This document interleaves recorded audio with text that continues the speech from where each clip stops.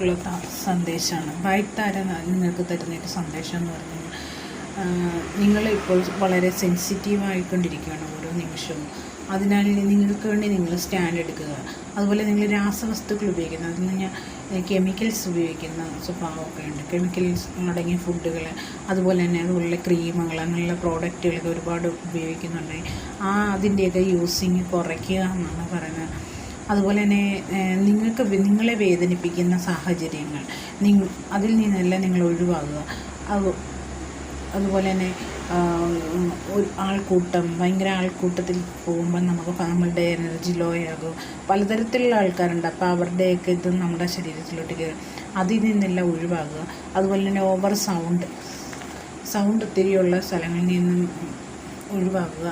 അതുപോലെ അക്രമാസക്തമായ ആൾക്കാരിൽ നിന്ന് ഒഴിവാക്കുക. അങ്ങനെയുള്ള സ്ഥലങ്ങളിൽ നിന്ന് ചിലപ്പോൾ നമുക്ക് ട്രിഗർ കിട്ടാൻ ഒരുപാട് തോന്നും. അപ്പം നമ്മുടെ എനർജി ലോ ആകും. നമ്മളാകെപ്പാടെ വല്ലാത്തൊരവസ്ഥയിലേക്ക് പോകും. പിന്നെ നമ്മളെ വേദനിപ്പിക്കുന്ന വ്യക്തികൾ, നമുക്ക് ബഹുമാനം തരാത്ത വ്യക്തികൾ, അങ്ങനെയുള്ള ആൾക്കാരിൽ നിന്നെല്ലാം നമ്മൾ കൂടുതൽ ഒഴിഞ്ഞു മാറുക. അതായിരിക്കും നമ്മളെ സ്നേഹിക്കുക.